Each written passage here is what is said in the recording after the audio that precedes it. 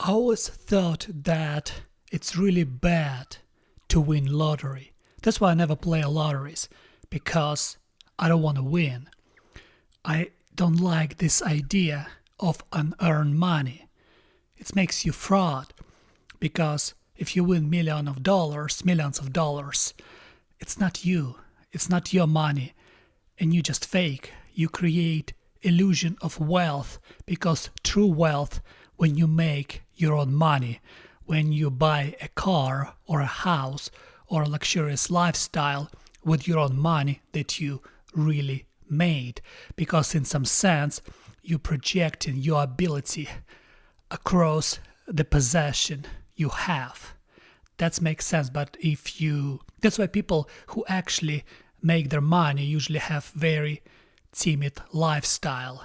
They don't have this ostentatious lifestyle. They try to be more humble, because when you truly make money, you are more humble than, for example, if you win by lack of a chance or by lack of an accident. That's why I always say people that I'm terrified to win lottery or terrified to find large sum of money, because I don't want to have this temptation. And this idea of unearned money, I try to develop into unearned knowledge.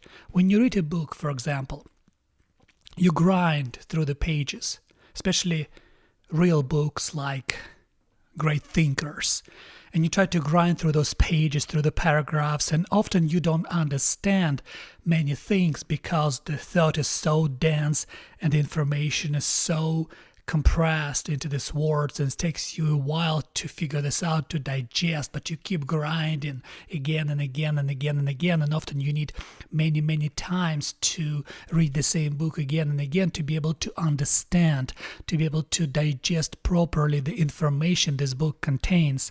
Like one of those books are from Thomas Sowell, Knowledge and Decisions, and another one of my favorite books that I've read 5 times is Zen and the Art of Motorcycle Maintenance by Robert Pirsig.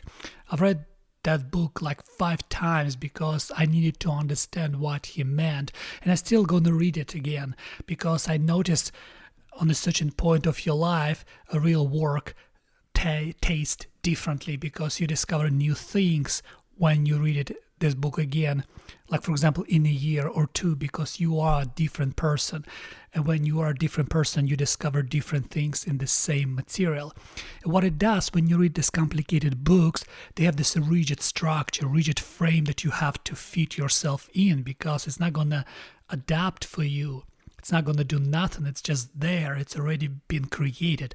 Whether you take it, you can take it or leave it. And this rigid frame where you have to fit yourself in and try to explore and try to understand. It's like a house, like a huge cathedral. You step inside and you see these columns, you see these paintings, you see these walls, and you walk around this. You cannot change it, you cannot break it, you just can walk around and see it and try to understand what does it mean, what this sign on the wall means, what this idea means. And it's fascinating, it's incredibly time consuming and also mentally very consuming. That's why we need to read books, especially right now in the era of artificial intelligence. We have to read incredibly complicated books like Thomas Sowell or Robert Pirsig or many other great thinkers, because we develop our own independent thinking, we like exercising this muscle that help us to understand new ideas from a different perspective, and especially we learn to attack our own ideas. And I really believe that we have to earn our knowledge through this work, because what AI does right now, it's a different kind of information that we consume, because artificial intelligence in some sense adapt to us and create shape out of information that's familiar to us. And what happens is it's kind of like when you eat something, right? When you chew something and then chew you again and again and again, it's like a bubble gum. You chew it over and over and over. Eventually the sweetness disappeared, the taste disappeared, it just became a rubber, and you keep chewing on it and chewing on it. That's kind of what artificial intelligence can do to you, because you keep chewing the same information, especially if you prompt artificial intelligence in the wrong way, because what it does, if you have the same information, you keep feeding AI the same information, it gives you back the same information, and eventually you just has no taste, no intellectual density, and you keep chewing it back and forth, back and forth. That's why I always try to read books. That's why I always try to find new books to read and to learn and to understand. And then I love communication with artificial intelligence because it helped me to understand my own thoughts. But you have to collect your own thoughts from the book you read constantly. If you stop reading books and only communicate with artificial intelligence, you become like this bubble gum with no taste, and you keep chewing upon it over and over and over again. That's why we have to be very careful about it. And today I have this comparison from the Bible about Eve that was expelled with Adam from the paradise, from the Garden of Eden, for eating the fruit of knowledge by biting the apple that the snake provided her with. And I was thinking about this, and suddenly I realized that that's what unearned knowledge is, because the snake told her, here you go, here's the apple, it's so simple, just take a bite and suddenly you will see. But the problem is, it's too simple. But Eve nevertheless went, took the apple and took a bite. If she thought for a moment, if she tried to understand why I cannot have this apple, why I shouldn't take a bite from this apple, maybe everything would be different for her. But she behaved on an impulse, and she took the bite and was expelled with Adam from the paradise, from the Garden of Eden. And I think about it, what does it mean? Because there's a lot of interpretation, and it was the best thing about the Bible, that you can interpret it in so many ways, and all of these ways kind of connected and kind of can be true if you don't go far away in your interpretation. And what I think about this is like Garden of Eden, it's like a family. It's a family structure with a hierarchy, and this hierarchy pointed toward highest goal, where the family itself is the goal. The family itself is the most important thing you can ever have. This Adam and Eve, they were family living in the Garden of Eden behind this wall. This was walled Garden of Eden. And she decided to take this bite from the snake. She let the snake into her life. And the snake, it's all this hedonism in us that we keep propagate with this idea of complete freedom. And what happened is, after she took this bite, God expelled them from the paradise toward reality, where suffering upon suffering bestowed upon them. And what's the funny thing about it, if you think about it carefully, this family created a structure.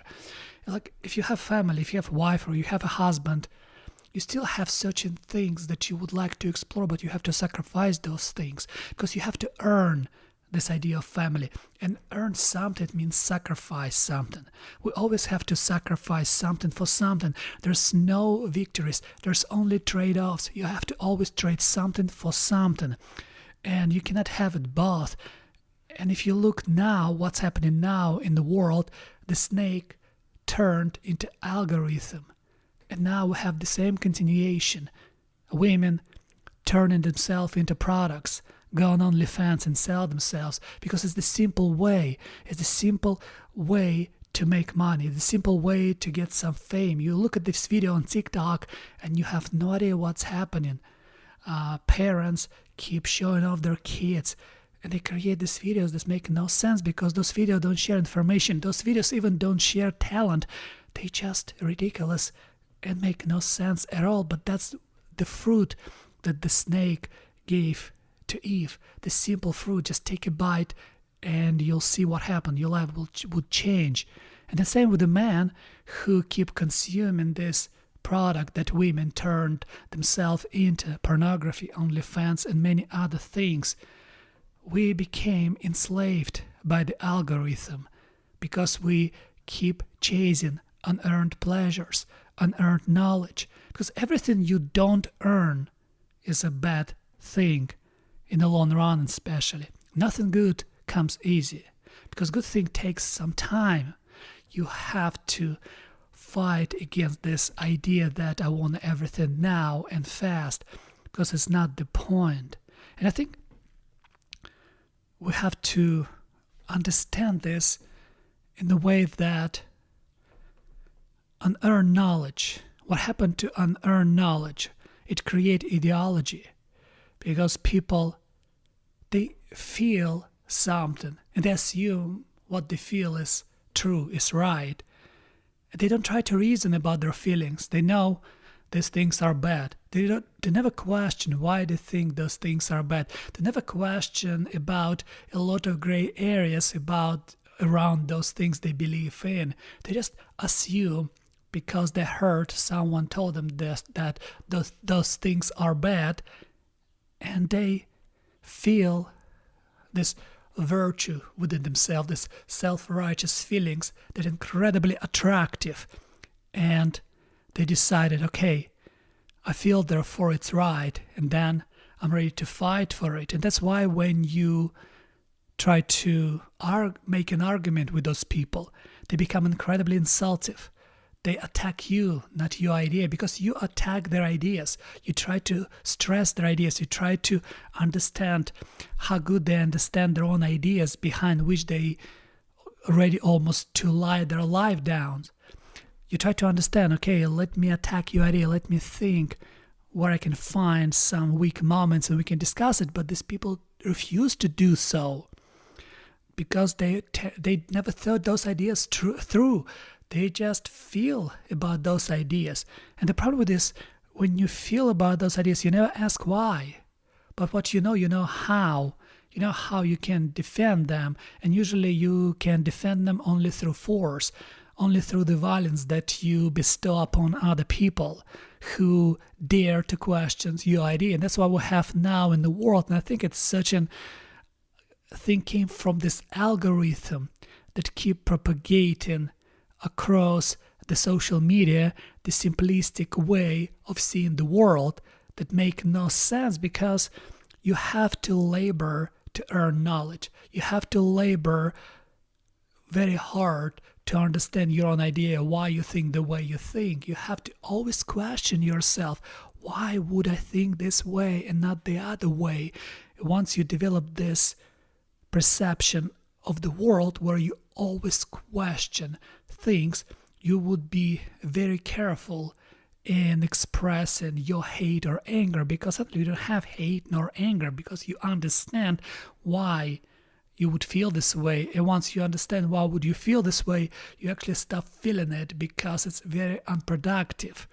And that's why people who has this feeling of self-righteous as the result of their ideas that cannot be tested against reality, they don't ask why they feel this way. They just know how they can enforce those ideas upon other people by shaming them, by intimidating them, by even use violence against those people. And I think the best way to correct yourself is to keep reading books. And what good thing about artificial intelligence, if you use it correctly, it can actually boost your intelligence. It can actually help you to structure your entire worldview in a proper frame that you can use throughout your life. Like when you talk to AI, you have to understand it doesn't have continuity. Every time when you open the window, it's a new session. What artificial intelligence does, it just collects this information from the previous sessions, and they try to rebuild quickly your profile, these patterns, to recognize who you are and what exactly you're doing. It's like you the mirror, and artificial intelligence is the mirror too, but this mirror doesn't exist on its own. You exist on its own, and when you want to reflect something, artificial intelligence create very quick mirror that reflect your information. And then when you close the session, this mirror disappeared. And it will only appear when you decided to open this window again. But once you understand this concept, it's so interesting to check your ideas, against artificial intelligence, because if you train it well, it would help you to make your idea strong, and it help you to make your worldview more coherent, and therefore you will be more prepared to battle against people who rely on their emotions only and who don't care about why, but just want to enforce their intimidation, their ideas, their ideology by any means necessary on everyone else just because they think it's right. And that's what usually happens to a lot of us once we feel this idea take over us. Because if you don't question your idea, question like why I'm obsessed with this idea, then this idea take over you. And it's became like a mind virus. It's like you become a host and your idea become a virus. And it's probably because you have to question your idea. Why? Because you have to destroy your bad ideas. Otherwise, bad ideas will destroy you.